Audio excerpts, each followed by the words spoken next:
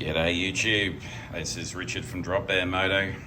Indian FTR day today, and we're going to install some, well, they're by motogadget, but they're mo.view bar end mirrors to replace the ugly, huge, and isn't that a great shot to show how ugly they are? Some people call them Mickey Mouse ears or antenna ears kind of mirrors, but they are crazy huge. So we're going to get rid of those and tighten up the look of the bike and improve visibility.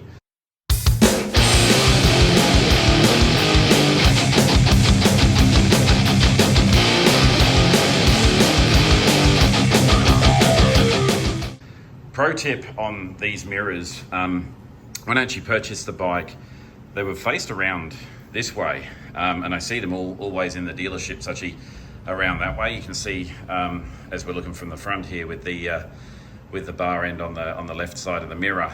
I couldn't see anything. I had pretty broad shoulders, but couldn't see a thing in that. So I just twisted them around like you saw to sort of give you more width on the outside of the mirror.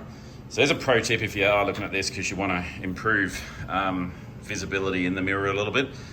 Just doing that simple thing will actually help if you've still got them twisted the other way, and I could actually get around my arms a little bit like that. But they're ugly. They sort of really ruin the flat tracker kind of lines of the bike, in my opinion, and I get better visibility off bar end. So I am going to put them on in the upright position because for my visibility that's always better. But that's what we're going to do today. One of the things, if you do go with the motogadget mirrors, these are an amazing mirror. There's a video actually how they make these. They're out of a piece of aluminium, so there's no glass. They're completely glassless mirrors. I would definitely recommend watching the video and just seeing how they're made. I've been wanting to put these on a bike for some time, and I thought this was the ideal project to do it on. I did have to lash out a little bit for them. They're pretty expensive, but well worth the FTR, I think, putting them on. And I did have to buy the motogadget bar end mirror adapter kit. Hopefully that's the part number actually on there. Didn't mean to get that in, but it's the bar end adapter. They only make one, so you will need to get that for the FTR. And the last thing I actually got was just off Amazon, some little plugs that when we remove the mirrors that we have today, we'll just fill the hole on here just to tidy it up a little bit. We'll still sort of end up with a bit of a raised ridge on that side, but we'll tidy that up a little, so we'll put those on to finish the job. So let's run through the parts that I got for this job. Obviously the mirrors, now you buy them individually, so when you buy the mirror you'll have to add 2 to your cart, both the same, obviously being the bar end mirror.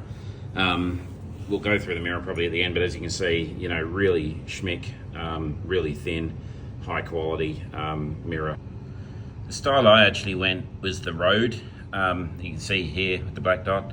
You know, it was really torn between the cafe and the road as which to get, because I've got circular bar end mirrors on other bikes and run them and get good visibility, but I thought I'd just get a little bit more on the FTR and look a bit different. So these will be longer with that elongated kind of a style. So I mentioned the adapter kit. Basically, these are just a little adapter that will go through that the bar end mirror can sit on this piece I'm holding here, fit in the tube of the bar. And then lastly, I mentioned these little mirror plug holes, or mirror hole plugs, I should say. They're just the size is M10 by 1.25. You can see here, little knurled kind of knob just to screw straight in. So yeah, I just found those on Amazon, pack of 3. Tool wise, this is going to be a pretty easy job. 6, 5 and 4 mil hex keys, and then just to remove the current mirrors, we've got a 17 mil open-ended spanner just to get those off, get that started. So easy tool job. Yeah, so I'm a true bush mechanic. I learn all this stuff off YouTube and make it up as I go. So not a professional mechanic, I'll put that warning out there, but if you see me doing anything wrong or anything I could do better, definitely let me know. Cheers. So to make the job a bit easier, obviously we're going to need to get rid of these existing mirrors, so we just don't knock them while we're touching anything on here. I think it's probably the easiest way to get them off first, unless you want to go for that quadrophenia look. For those that are my age or older, you'll remember the Who, the mod craze of lots of mirrors on your bike, so I presume you're not going for that look on your FTR. So we'll grab a 17mm spanner, and we'll loosen this top nut here. Once we loosen that, we should have enough play then just to be able to screw out the rest of the mirror from there, nice and easy. And so from there, yep, we can just twist that mirror out. If I was keeping these mirrors, I probably would have just put a little bit of tape on the inside of my spanner there. I'm always nervous when I'm playing with black, when it comes to the black nuts, just in case. We'll do the same on this side next.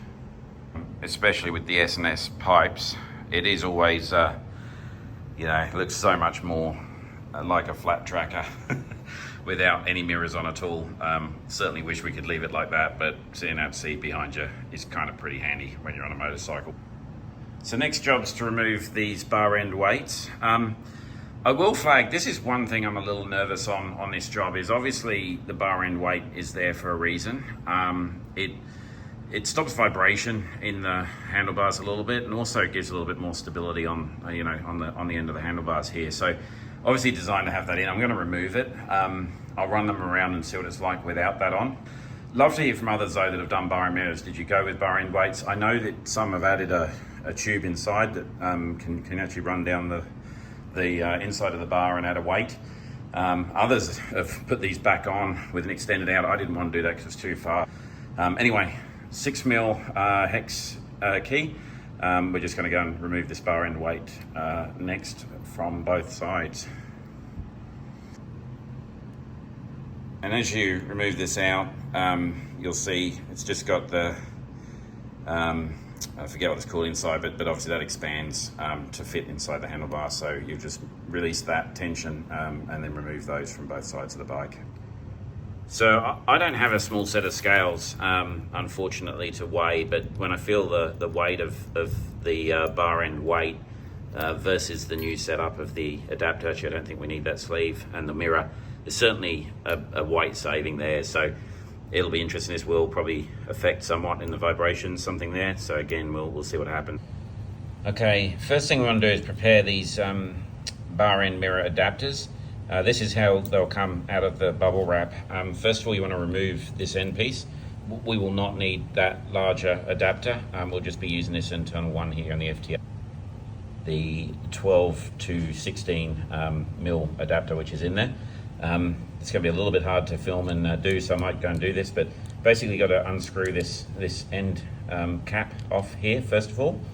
If we do that, so you want to grab your 5mm hex key, and we're going to remove this bolt out of the middle of the adapter next. What the instructions actually call for is just to give this a little bit of a clean and just put a little bit of grease on the thread and the bolt head. So I'm going to just quickly do that. Just a little dab of just general purpose grease I've got there. I'm just going to pick that up, run that around, just throw that on. Obviously it'll make it go on a bit easier and get that well and truly into the bolt. We can then reassemble. So again, bolt goes through the main section. We'll screw this end cap on, just very lightly for now. We don't want this to start to expand, obviously. And then we're going to slide the mirror on the end cap there. And just a tip, remember that the fin ends of the nut go towards the mirror, so outwards from the motorcycle, to make that centerpiece expand. What we have to do is get the 4mm hex key and loosen this bolt here. So we can just make the clamp wider, and then we're basically going to slide that clamp on the end piece there and tighten this piece up just lightly enough to hold. Okay, so I pushed the assembly through from sort of what will be the inside of the bike, and obviously pay attention here because this will be the outside, the elongated piece. So I pushed it through from what would be the inside of the bike that way. It did remove the spacer as it pushed through, so I assume that is just if you've got a smaller sort of assembly going through, but that's a nice snug tight and lined up on both sides, nice and easy. So let's take that to the bike.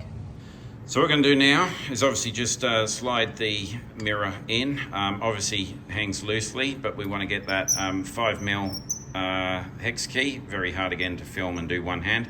5mm hex key in the end here, and we're just going to, I'll tighten it up very quickly again. So it's just pinched again, and we can still adjust it once we get the other mirror on.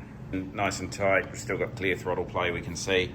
So we'll get the other side on. I will just say quickly though, love the look of no mirrors, but you can see already the definite, you know, better improvement that this has on looks. We'll see what it's like for visibility soon, but looks is, I'm already very, very happy with what's going on here. So let's get this other side done. Exactly the same process again. We'll prep the inside of the bar end adapter, we'll slide it into the mirror, and then tighten the mirror up on the bike. Okay, so now we've got both our mirrors in place. I've found no great way of doing this apart from by eye, of lining the mirrors up. There's a couple of things I look for. I do pull the bike up straight, and I sort of look down here to see, am I lined up with the level that these go out? Really, you want to adjust the angle of the arms here. Once we've got that lined up on the two, good to jump on the bike. Again, check the angles look right as you hold the bike up. Both are laying at a similar lean angle as you look from the side. And the other thing, obviously, check that you can see in the mirror right at this point. I'm going to tighten them up at an angle where you can't actually be able to see. So get on, get these set, get them right, and then we'll torque down these end bolts. Okay, so we've tightened these end pieces down to 10 Newton meters of torque. What we now have to do is back this nut back off, and then screw the end cap in by hand, and then just tighten this one down again, 5 Newton meters of torque. End caps on both sides, nice and firm, finger tight, and then we've tightened up that bolt here. 2 more jobs to do. I mentioned about these end caps I bought. These ones actually had a rubber gasket in here as well, which is nice. They are made of aluminium, I guess, or some sort of metal, but yeah, that gasket was nice, and it's a knurled top, so it's nice and easy to just screw in yourself. So I think these end caps we can just, or covers, plugs, we can just put in on the top there. And you know, it looks a little odd because you've still got a bit of a turret coming up, but I think that tidies it up really nice. You can see that, yeah, it just finishes off nicely. We already got the one on the other side, but no, fit in, nice and easy, finish the job. Last thing to do is to remove the labels off of the glass on each side. I will not be able to get a good view of these mirrors really in here and what they reflect, but I encourage you, if you're interested, to go and look at the video of how they make these motogadget, mo.view, mo.view, however you pronounce it, mirrors. They really are a piece of artwork, as you can see there.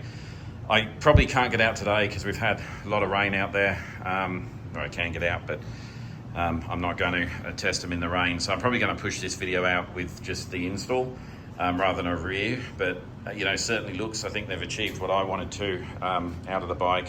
We've you know, certainly increased. I mean, looks awesome without them, as you saw, and really gives it that flat tracker look. You know, a little bit untidy here, I think, with the silver bolt on top because I've run them upwards. I just prefer them that way because I can see, but obviously you can hang them underneath as well. You know, and you probably get a tidier look there as well and look a bit better. So it all depends on riding style, riding preferences, what you perceive as safety and looks. But very, very happy. As I mentioned at the start of the video, been wanting to do some of these mirrors on a bike for some time. I certainly think the FTR was the right one to do them on, and you know, just super happy with how they've come up. For me, that's a great mod on the FTR. If you enjoyed that, please give it a like, jump on the channel, subscribe. I've got some blinkers ordered for the front, and also going to get rid of the ugly possum scraper tail. I've got some rear ones that'll fit in and hopefully go with this S&S exhaust. And I'm going to put an undertail plate as well. So those pieces are on order, haven't come through yet, but I'll do install videos of those and you know, update you on how the FTR is going. So give that channel a subscribe, and on Drop Bear Moto if you enjoyed this. And in the meantime, get out there, have fun on those bikes, and ride safe. Thanks for watching.